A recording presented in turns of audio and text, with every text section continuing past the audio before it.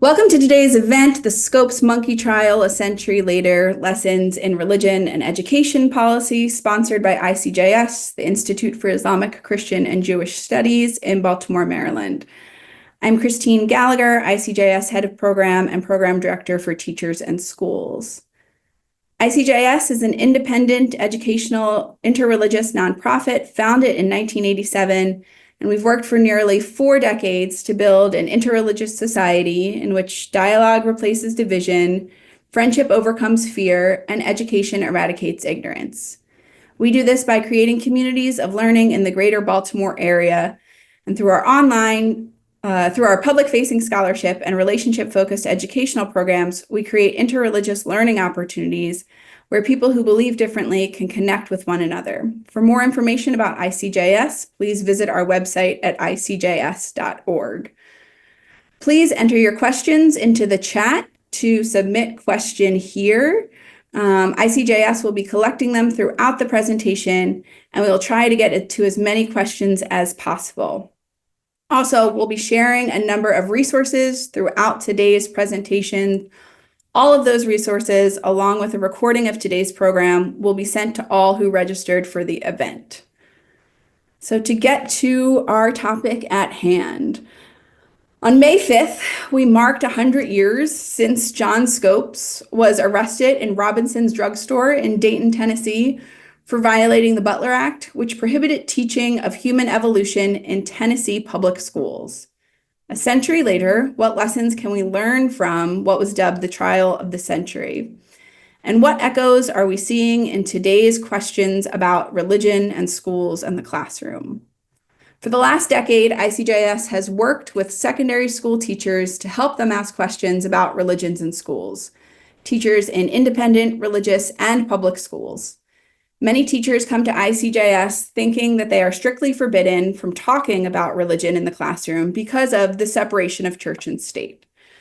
But religion often shows up in expected and unexpected ways, in our history lessons, in characters in our English books, and of course in our students' identities.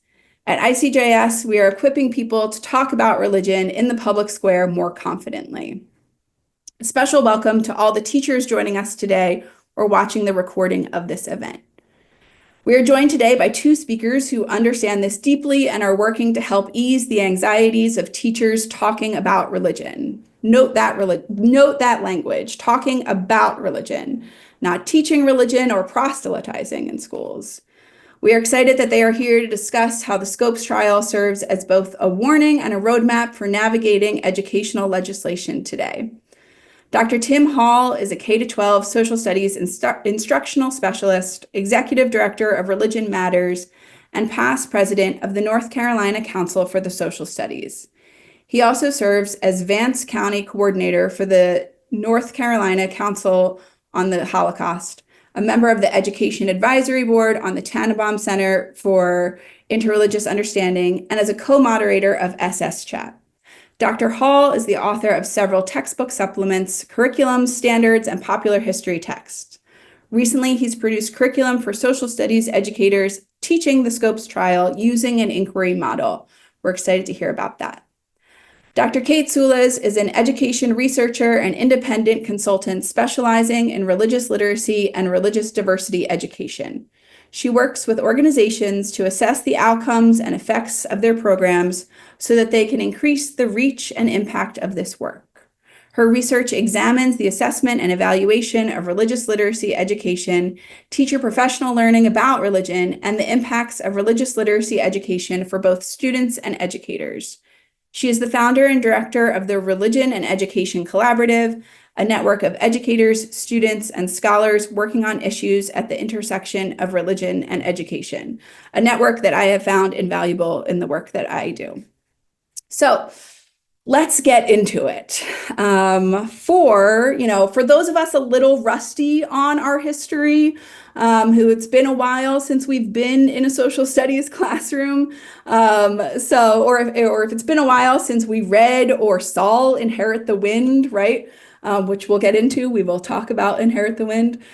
Tim, can you give us an overview on the Scopes trial? What was the trial? Who were the players? What was the context? What was the big controversies? What was at stake? Very good. Thank you. First off, thank you, Kristen, for allowing me to be here. I'm so excited to be talking about the Scopes trial, and I hope I'm able to convey that to everybody here.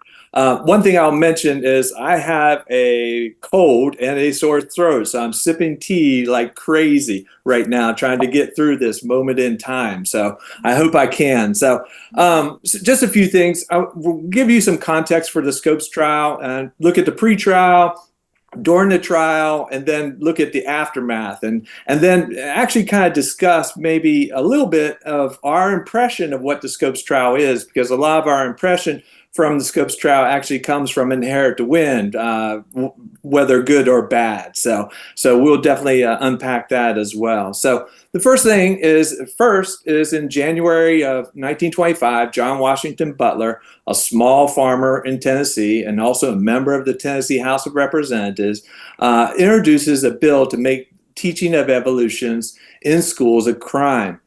And just a little heads up, William Jennings Bryan, who of course ran for president 3 times as a progressive, and also was part of that process too. And he actually gave the people in Tennessee advice on the Butler Act, so to speak. And in particular, he said, and this is Jennings Bryan, he said that he did not want a fine for the Butler Act. So that was interesting. Anyways, by March 21st of 1925, the Butler Act was signed into law by Governor P. And so that's a pretty quick turnaround if you think of it. And then, and I'm going to put this in kind of like brackets, because I don't want you to think that this happened and then immediately something happened after. So on April 21st, maybe, and that's a definitely maybe, John Scopes served as a substitute in a biology class and used Hunter Civic Biology at the Ray Central High School. Now, John Scopes wasn't initially a biology teacher. He was substituting because the principal at the time was out. And so he was substituting for the principal. John Scopes, I think, taught physics, but more importantly, he was a great football coach and had really done well with the football team. And so supposedly he taught evolution on April 21st. Again, there's some disputes on this exact date of this. So then on May 4th, of course, the ACLU just initially formed, changed their name at that point. ACLU sees the Butler Act, wants to act in really focus on freedom, free academic freedom, runs a notice in the Chattanooga Daily Times seeking a Tennessee teacher to challenge the Butler Act. And then the ACLU promises to represent the teacher for free, which is great. I mean, so that's awesome. So then, and this is where it's kind of different than say what you see in Inherit to Win. In Robinson's drugstore, where all the town leaders kind of assemble because they're not allowed to drink in bars. So they're in Robinson's drugstore drinking, whatever they're drinking there. They come up with a plan to bring business to Dayton, Tennessee. Mm-hmm. And it's really because of the ACLU and them asking for this. They say, hey, that's a way to bring that trial or that event here to Dayton because we need it. And the mining at the time was going out and stuff like that. So and again, this all happens on May 5th, they send for John Scopes, who's playing tennis at the tennis courts. He comes back to Robinson's drugstore. They ask him whether he taught evolution. Scopes basically says, yes, if I use that, Hunter Civic Biology, which has evolution in it, I have taught evolution. At that point, they say, good. Are you willing to agree to challenge the law? Scopes says yes. They do the whole process of arresting, and that's done. And then Scopes goes home. And that's it. I mean, it's not dramatic like we think it is. And then by May 25th, the grand jury indicts Scopes. So that's all the background. I mean, it's not quite like Inherit to Win. I think everybody sees Inherit to Win. Everybody, there's a dramatic entrance where everybody goes into the classroom and Scopes is, and the teacher is teaching. That's not what happened. This was kind of like a hatched plan. So by July 10th of 1925, which was a Friday, there are a lot of people involved in this case. Of course, William James Bryan offered his services. They took him up on it for the prosecution. And on the defense, Clarence Darrow, who was quite a famous lawyer at the time, offered his services to the ACLU, and they took him up on it. Although, I have to say they were a little nervous about Darrow because Darrow came with some packages along with him, not good ones, because he had been in some controversy previously to that case. So the trial begins, and most of the day is devoted to jury selection. But the town had been ready for everybody to come in, so they had first, most of the townspeople cleared out of town and rented out their homes to everybody who was coming in. And so they did that. And then there were some tents and cots. So the press was all in there. And so Friday, the trial begins and the jury is beginning to be selected. By July 13th, on Monday, the defense moves to quash the indictment, saying that the law is just invalid and not well written, and the jury is dismissed during this process. So if you were selected for the jury, which a lot of people wanted to be selected for the jury, they didn't even get to see most of the case. On Tuesday, Judge Ralston, who's the judge at the case, refuses to issue a judgment on the motion to quash the indictment because the ruling had been leaked out to the press. He actually leaked it, but that's neither here nor there. By July 15th, on Wednesday, he rules against the defense's motion to quash the indictment. And by Thursday, the jury is still barred from the courtroom, and arguments about the use of expert witnesses are being heard because the defense brought in a whole bunch of expert witnesses on evolution. And so they were hoping really to bring these expert witnesses to the stand, not so much to beat the case, but really to put out information about evolution.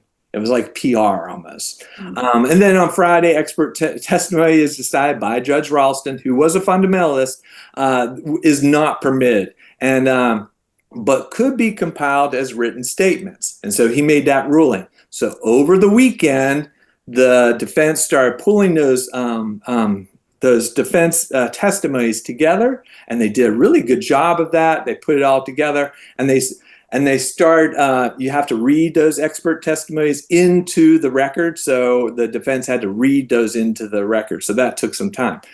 Then the judge at that point, Ralston, who had been nervous about the courtroom for the entire last week, because there were so many people in the courtroom, he was afraid the floor was going to collapse. He really was. Worried about the physical part of the physical part. He was really afraid of that. And if you've ever been to the Dayton, Tennessee, the Ray County Courthouse, it's definitely crickety. So and so when you walk on it, it's like, wow, yeah. And it's very small. So even from the pictures, it looks big, but it is small. So I think there was some validity to that. So he decides to hold the court outside in the courthouse lawn, which is, unprecedented, of course. And everything about this trial is really unprecedented at this point. And over the weekend, though, Clarence Darrow had a really masterstroke of an idea. He felt like if they couldn't call expert witnesses for evolution, maybe we'll call in an expert witness for the Bible. And he fed into William James Bryan's ego because William James Bryan felt like he was an expert on the Bible. So he calls William James Bryan to the stand, despite everybody on the prosecution's objections, because everybody objected to it.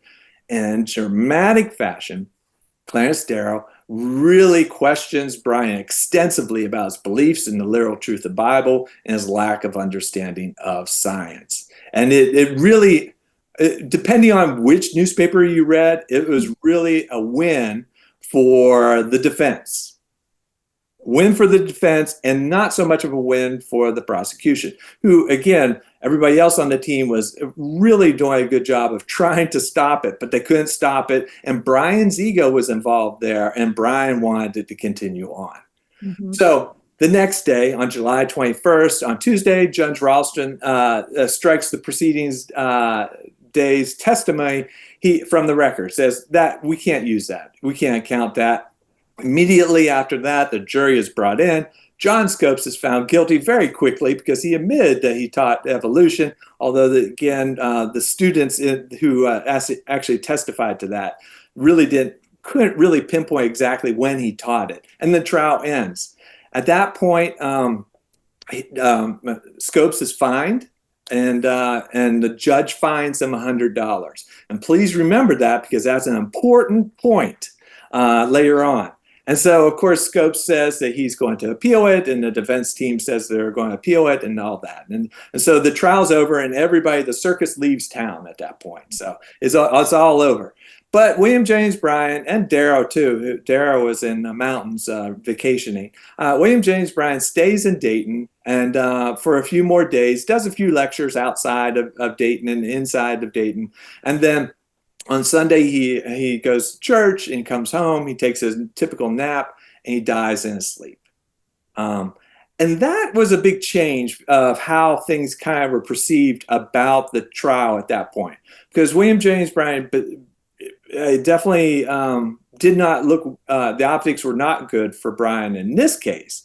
But previously, Bryan looked pretty good for a lot of people, although he didn't represent everyone well.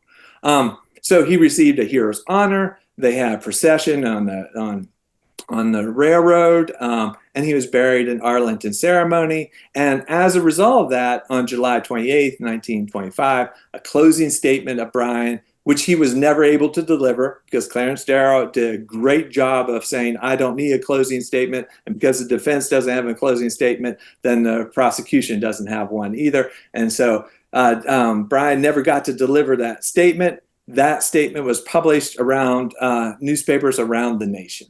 And that was huge. That was huge. And that really kind of warmed people up to to Bryan. And then people really kind of started to praise Bryan at that point. And so I just wanted to show you this real quick image, because I've been talking a lot, and I don't like to talk when I teach. So this is very unusual. So this is from the Smithsonian Institution Archives. This is actually the outdoor portion on Tuesday, where Darrow, who's standing up holding his suspenders, which he was famous for because he always wanted to play the folksy kind of lawyer, is questioning Bryan on the stand right there. So you actually see what's going on there. That Grove of Trees is still there when you go to the Rhea County Courthouse. It's very fast. It's like walking back in time when you go back. So let's see. Oh, sorry, accidentally repeated a slide. So next, so after that, fundamentalists at that point declare victory. Then people who are evolutionists, science, they declare victory. Everybody declares a victory at this point.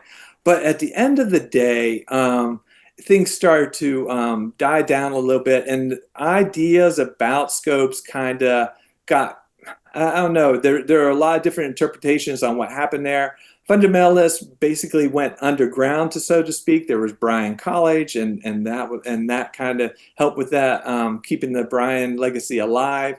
And then in 1955, the play Inherit the Wind comes out. It opens up on Broadway. It's written by Jerome Lawrence and Robert E. Lee.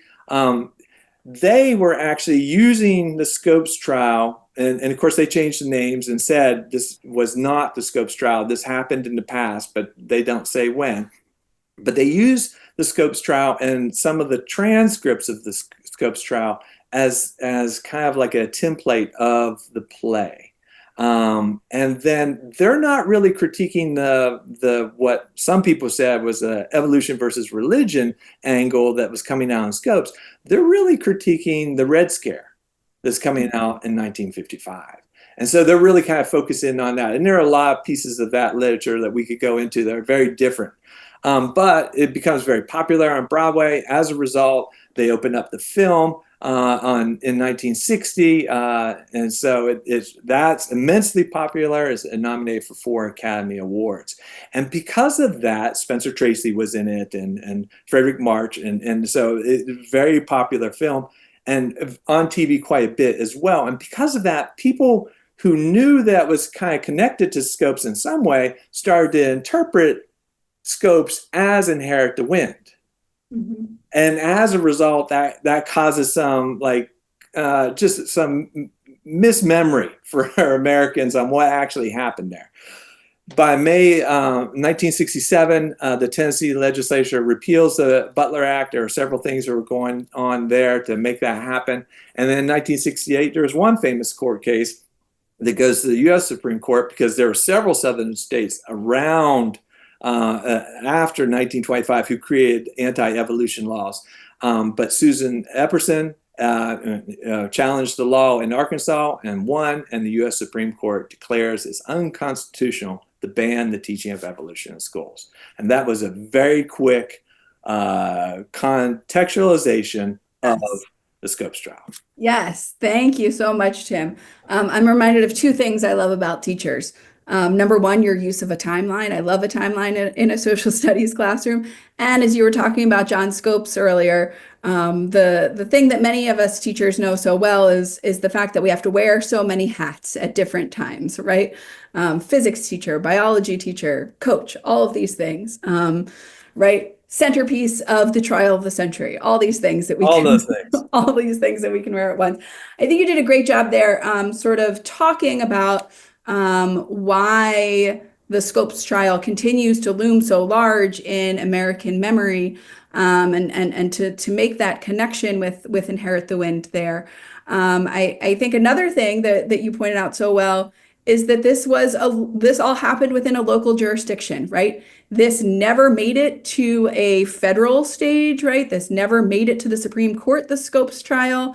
But it looms so large, and part of the reason why it continues to I guess, enchant us in this American story is this conflation with Inherit the Wind. So I know you have a short clip to share from Inherit the Wind, if you want to do that, and then we'll chat with Kate about some religion implications. Yeah, and I'll just mention this because again, the court case, they did appeal it. It did go to the state Supreme Court. Yes. And then at that point, there was the technicality, and I said, the judge fined Scopes $100, and Scopes never paid it. Actually, Brian said he'd pay it. Darrow said he'd pay it. Everybody said they'd pay it. It was very, almost a very friendly trial compared to this clip. But at the end of the day, the technicality was the judge wasn't supposed to set the fine.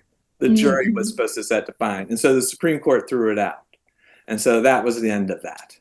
All right, so this is Spencer Tracy. He's interviewing Frederick Mark, who's playing not Brian. What is it? It's Drummond and what's totally flicked. But anyways, it's supposed to be, compared to the scene that we saw just a second ago that I showed you the picture, somewhat similar to that, and somewhat similar in the transcript, but not really. He wants to destroy everybody's belief in the Bible and in God. That's not true, and you know it. The Bible is a book. It's a good book, but it is not the only book. It is a revealed word of the Almighty God. Speak to the man who wrote the Bible.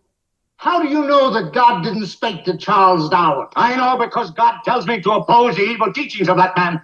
Oh, God speaks to you? Yes. He tells you what is right and wrong? Yes. And you act accordingly? Yes. So you, Matthew Harrison Brady, through oratory or legislature or whatever, you pass on God's orders to the rest of the world.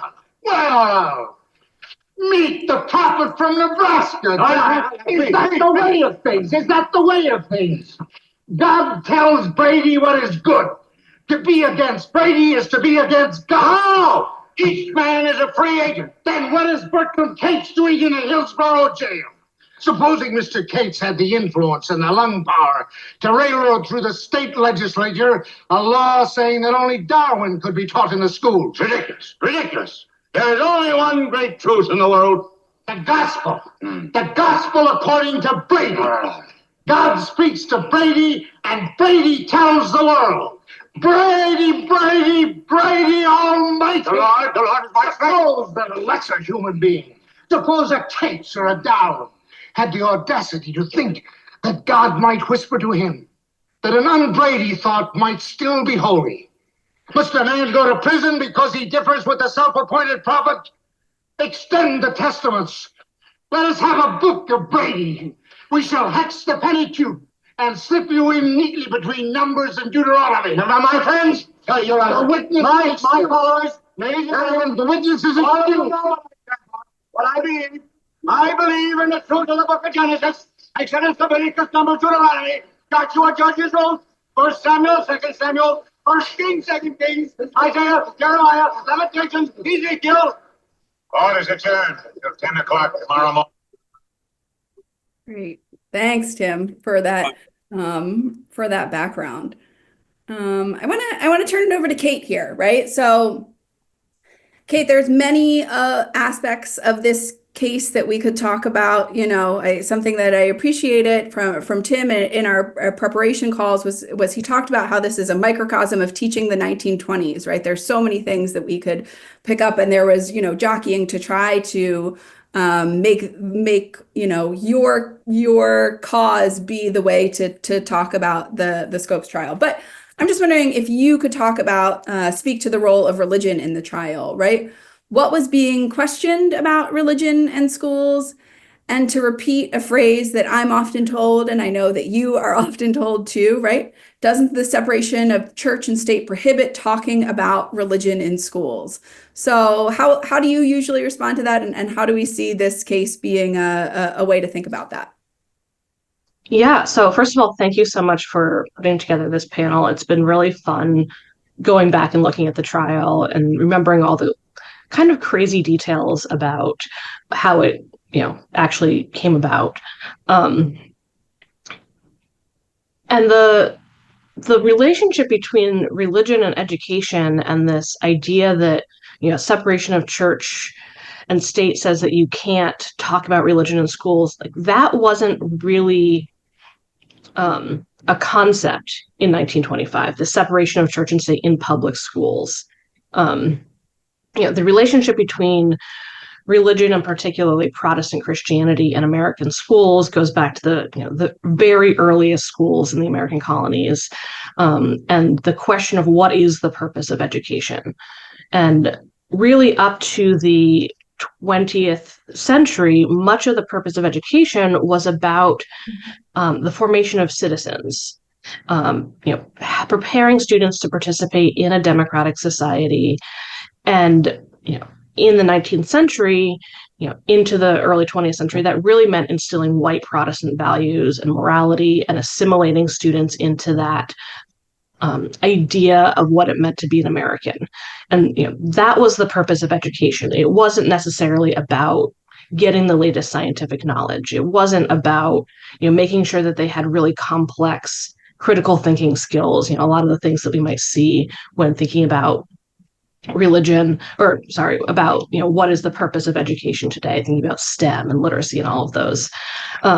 But at this time, there's starting to be this shift particularly starting in higher education and then filtering down to secondary education, of more emphasis on knowledge, scientific inquiry, and less on schools as a site of moral formation. And so at this point, the question is really like, what is the purpose of education, and what happens if we're teaching something that goes against those Protestant Christian values that had been kind of separating into the fundamentalist and modernist camps. And the fundamentalists were very concerned that evolution would take away this understanding of humans as specially created by God. I found a quote from another speech from Bryan that says, "Our chief concern is in protecting man from the demoralization involved in accepting a brute ancestry." And so in a context where education is about shaping, the moral character of students, there's a concern that taking away this idea of special creation is going to demoralize students. It's going to, destroy the social fabric. And so, like you said, this is such a microcosm of teaching the 1920s and these, intellectual splits and changes, the clashes between the fundamentalists and the modernists. And, it really does come down to that question of what is the purpose of education, who gets to decide the purpose of education, and whose interests matter. Like, is it the majority or is it those of minorities? And those are questions that continue into today's ongoing debates and conversations about religion and education. Great. Yeah. And I think we also see questions of parental rights in this too, and how that shows up. I'm just curious if you could do a brief, I'm aware of our time here, a brief rundown of some of the ways that we have seen since the Scopes trial. So how have legal precedents since Scopes shaped the balance between religious freedom and public education, and sort of where does that stand today? Yeah, so it's changed quite a bit over the last 100 years. In the 1960s, there were a number of Supreme Court cases that made it clear that the curriculum cannot be endorsing religion and that schools cannot sponsor religious activities. And so the cases that were up on the slide previously, those are mostly Establishment Clause cases, but there were, the court really tried to balance, public schools not establishing religion, not advocating for a particular religious perspective, while also protecting the religious freedom rights of students. And then there's a whole issue with school funding and that, but we won't get into that side of things because that gets even more crazy and complicated. But for the most part, over the last 100 years, it's been pretty well confirmed that schools can't teach a religious viewpoint, schools can't promote religious activities, school-sponsored prayer, Bible reading, all of those things. And the question of teaching evolution or creationism or intelligent design seems to have been fairly settled over the past couple decades. It pops up here and there, but it really hasn't been the biggest topic in terms of religion and education for the past 20 years or so. We have other topics to cover when we have other topics. And so it really feels like the shift has been towards other, culture war topics, gender, sexuality, things along those lines, rather than evolution versus creationism. Great. Tim, I want to think about your experience in the classroom as a teacher and also as a curriculum designer. So I know you've developed a number of resources for social studies teachers teaching the trial today. Can you share a little bit about that process and what are the questions or what are the resources and what questions do you lift up for students, for teachers to consider with students? Yeah, so I've been teaching about Scopes for a long time. So I've gone a variety of approaches. One time I just quickly went over it and moved on, and then as I started thinking about Scopes and reading more about Scopes, I saw it as a very rich opportunity to really engage students with not only the religion versus science debate, which is at Scopes, but also the 1920s, because it's also like a microcosm of the 1920s is what's going on there.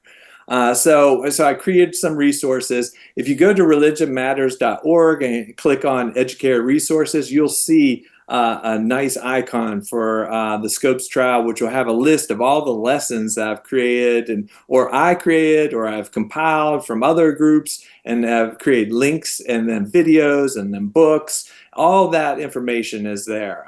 One in particular that I'm very proud of is what we call an inquiry design model unit. Inquiry design is that. It's based on inquiry, and so focused on students doing the work themselves and doing inquiry. And the inquiry question I use is, why is the Scopes trial still relevant to public education today? And from that, students start to answer questions through primary sources and secondary sources, and then they get to that question: why is it relevant today? And they really come up with a variety of answers. A lot of times, students are very quick to start connecting it to DEI, CRT, LGBTQ, beyond the evolution versus creationism debate as well. So they're really able to do that. So it's exciting to work with that particular lesson. Great. And speaking of that, like some of those current questions, that current moment, Kate, I'd love to hear from you about, how have you seen these questions about religions in school change specifically in the last decade? And we are living in this moment right now where this seems especially fraught, right? Where we are seeing court cases in front of the Supreme Court right now around religion and education. So I'd love to just hear a little bit about how you've seen that shift in the last decade and where we are. Give us an overview of where we are right now. Yeah, there's definitely been a clear shift in how the courts are approaching these cases. We won't go into the details of how different legal tests work, but in short, a previous test has been thrown out, and the new way in which courts are assessing these cases about religion and education tends to lean more heavily towards the free exercise and the rights of the individual rather than concern about this establishment clause issue. Can I stop you right there? Can you do a Yes. quick 1-minute overview on the free exercise and establishment clauses? Like give us a review of that for folks who need it. Yes. So the free exercise clause, protects the right of individuals to practice religion or not practice religion in any way that they choose. Meaning, the school cannot mandate that you pray, but it also cannot prevent you from praying, in short. The establishment clause is about the government confirming or affirming that there is an official religion. So the United States has not had an established religion since the founding or since the Constitution. But, if the government says, we're going to promote this religious view, that becomes establishment. And public schools, and because public school teachers are agents of the state, what they do can be construed as establishment of religion. Great. And so I there's think that's an important note there too, right? We're talking about public schools when we're talking. Yes, public schools here. Yes. Continue. Although that line is starting to become a little bit blurry as well. Yes. And so like I said, the shift has been really more in protecting the free exercise of teachers. There was the Kennedy v. Bremerton case, which ruled that a football coach at a public school could pray publicly on the football field, which previously might have been seen as an establishment of religion. But in that case, it was ruled as his free exercise to do that.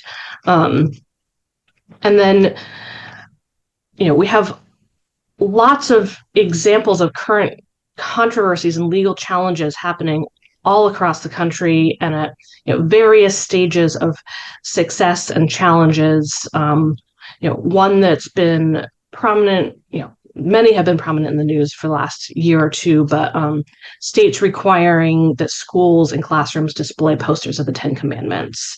At least half a dozen, if not more, states have proposed these bills. Louisiana passed it, and now it's temporarily halted. A couple states, those bills have failed. This is particularly interesting because there was a Supreme Court case that already ruled against this in 1980, saying like there's no secular purpose and it is clearly religious to have a display of the Ten Commandments. There are cases, proposed state laws trying to bring back school-sponsored prayer, school-sponsored Bible reading, again going directly against previously decided Supreme Court cases. I mentioned briefly the challenges of school funding and how that works. Just a couple weeks ago, the Supreme Court heard arguments in St. Isidore of Seville versus Drummond, which is about the funding of a Catholic online charter school in Oklahoma, and if that should be permitted. There's lots of other laws and cases regarding school voucher programs and public funding going to private religious education. Mm-hmm. And then kind of most connected to the Scopes trial would be the curriculum issues. The other Supreme Court case that was just heard is about curriculum accommodations in Montgomery County, Maryland, and whether families can opt out of a particular aspect of the curriculum. Other states are proposing curriculum standards that put much more emphasis on Christianity, on very Bible-centric teaching of social studies. And so those issues are, again, going back to this core question of what is the purpose of education and who gets to decide. Great, thank you. I'm going to lift up a colleague of ours, Mark Chansey, who is at SMU, if I'm correct, right? SMU, really doing some great work on these challenges and actively working in that space. And we will include info about Mark in the follow-up. So I have a question for both of you, right? And I'm seeing this in some of the questions that we're getting from our audience too. So how do today's controversies surrounding curriculum and the place of DEI in our schools mirror the Scopes moment, right?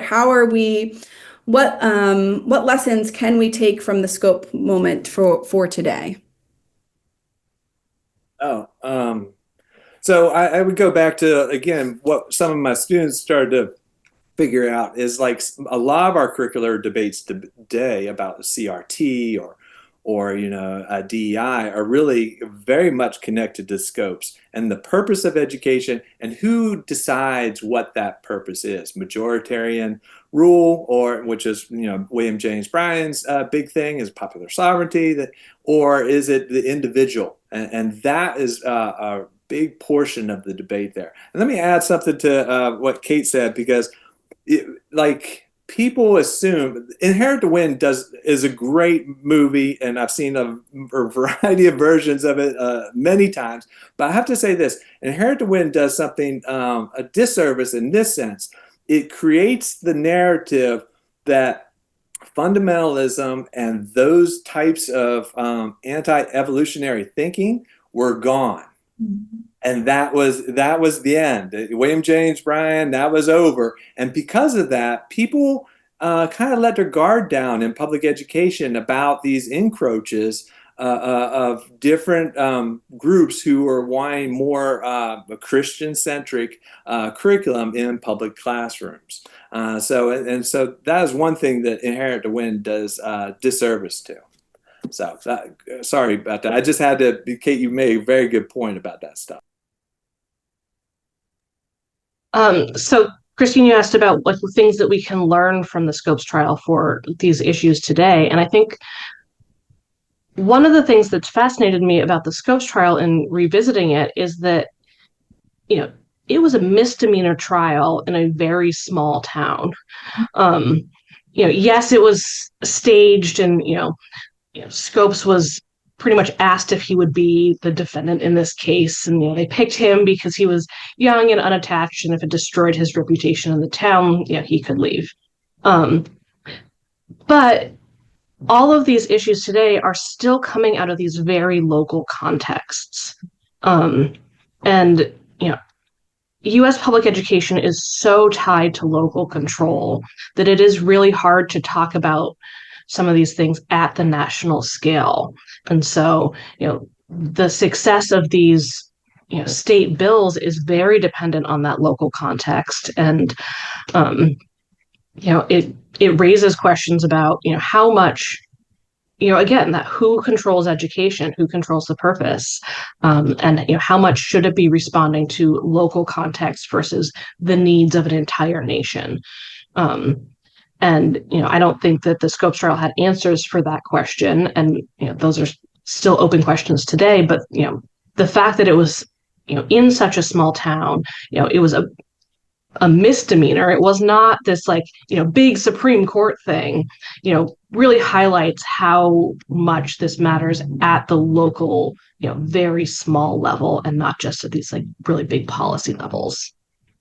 Yeah, which reminds me, I want to lift up some research that there are some scholarly work that you, Kate, and our friend Dan Del Nido, who's on this call too, has done recently. Can you speak a little bit about the stakeholders who are currently involved in these questions of religion and education. Yes, and this is research that both Christine and Tim also contributed to. We've been working on a project to try to map out the field of K-12 religious literacy education and figure out who's doing what. And we've created this kind of preliminary map that identifies big groups of stakeholders. There's various government affiliated stakeholders, obviously lots of different groups within the public school system, districts, teachers, students, parents, school boards, all of those things. And then other organizations like colleges and universities, religious communities, interfaith groups, nonprofits, all of these people. And what we really kind of landed on is that there is no one approach. Everything has to be tailored to that individual level. And part of our goal in this work was to help people figure out where they fit into this very complicated puzzle, and how they can contribute from their particular location. And our initial report is very much a high-level report, and we're trying to think next about how do we zoom in on one section of this map that we've started to think about either geographically local or within a particular group of stakeholders, who is doing what is at stake for different groups, and what are the core questions. I'm going to take some questions from our audience now too. We've addressed a few of them, but some other ones to highlight here. So if the Supreme Court were to affirm or even require state-sponsored religious charter schools, right? So going to the Drummond case here, what would the implications of that be for the broader American education landscape in the short and long term? Kate, do you want to take that one? That is a very big question, and I'm not a legal scholar. I think that there's a lot of potential implications. A lot of them have to do with funding and the dilution of funding going towards public schools. There's some people who write about the disestablishment of public education and this idea that all groups should get to create their own schools, and public funding should go according to the pupils, and so it could be going in that direction. But I think that, again, going back to the question of the purpose of education, is that might get more split, and people will have to make more choices about where to send their children, which is already a challenging thing. And when religious ideology is now coming into it as well, I think that it's just it's going to dilute the kind of the civic nature of public education, the idea that everybody is in public schools because everybody is part of the same civic community, which already is not perfect, but by adding public funding for religious charter schools, I think that's going to exacerbate that issue. Yeah. Something that you said, this other question sort of can build off of that. So I'm intrigued by what Kate had to say about schools transitioning from a place of moral formation to a place of knowledge building. Could you talk more about where that current debate is between those advocating for moral formation through social emotional learning and inclusion, and on the other hand, parents' rights groups with a different idea of morality?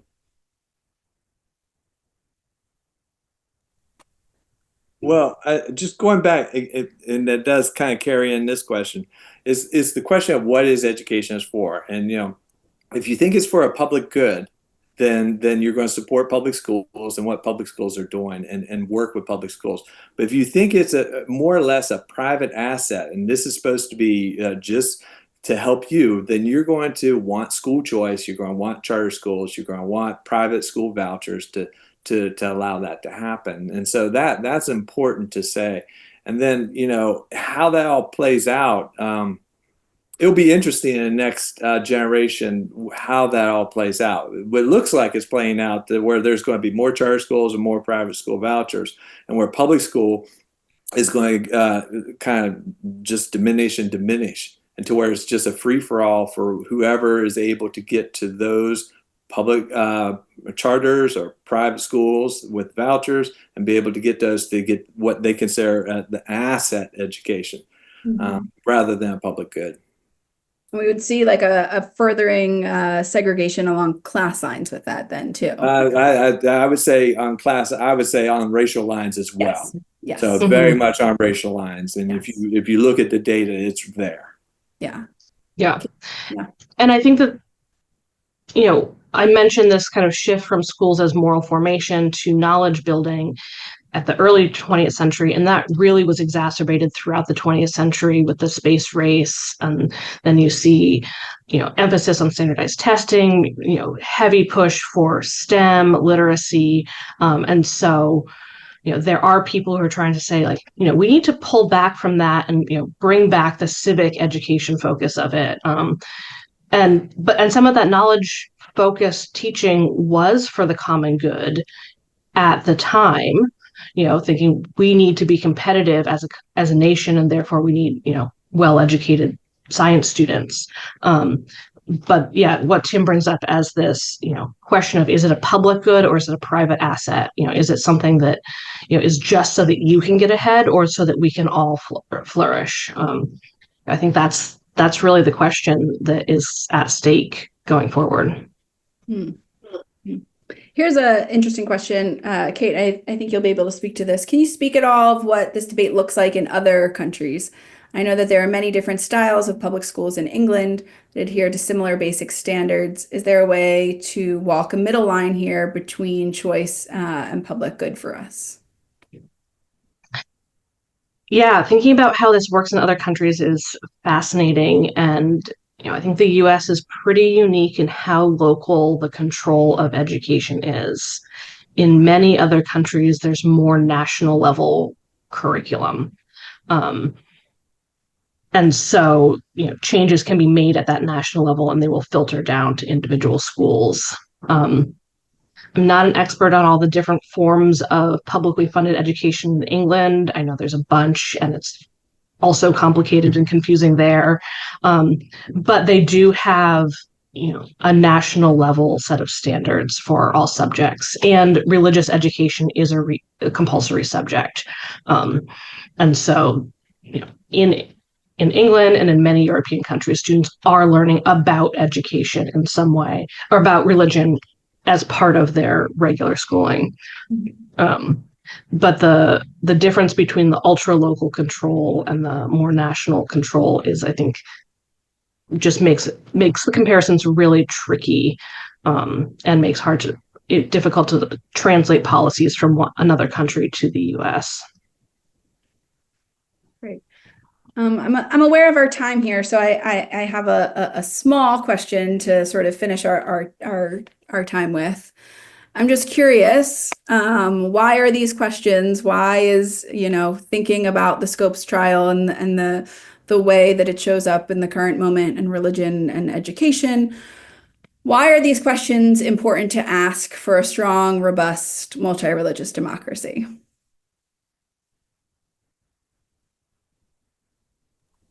Well, I think if in the public square, if you can talk about deeply held beliefs and do that well in a civil dialogue and get students to really work with that, then that will prevent the fragmentation and the splintering and the polarity of our society, which we seem to suffer from today.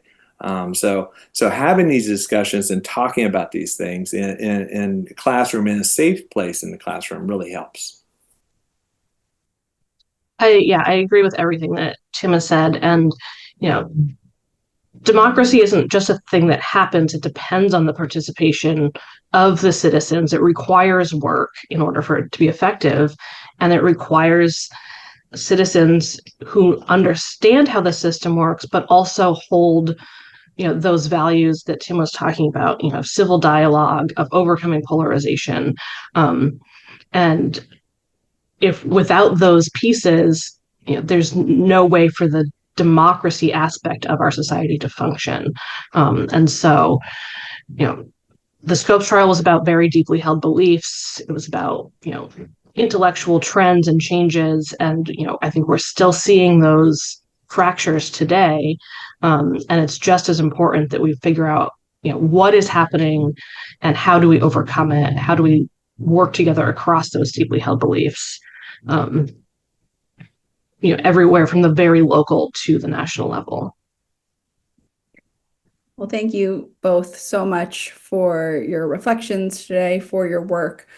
We are very grateful for you and the work that you are both doing. As we noted earlier, all of the resources that we talked about today, along with more that both Tim and Kate have collected, will be made available to folks in the follow-up email, along with a recording of this event today. In addition, we'll make sure that Religion Matters, that Tim is the executive director of, and the Religion and Education Collaborative, which Kate is the founder and director of, will be linked in that email for folks. So thank you all, and thank you for joining us in today's conversation. Just to note before we finish up, a survey will show up as you log out of today's event. Please take a few minutes to answer the questions to help us measure and improve our future work. Your responses are confidential. If you'd like to participate in more programs like today's, we encourage you to visit our website at icjs.com. If you are a teacher, we encourage you to look at our programming and our resources available to teachers on that website. And then also ICJS is a non-sectarian and independent, unaffiliated with any academic or religious organization. We are supported by people like you. So while we strive to make all of our programming available at no cost, we ask for your support in making our work possible. You can visit our website for more information on that and to donate. So thanks again. We wish you all a good day and continued good work in our world. Thank you all.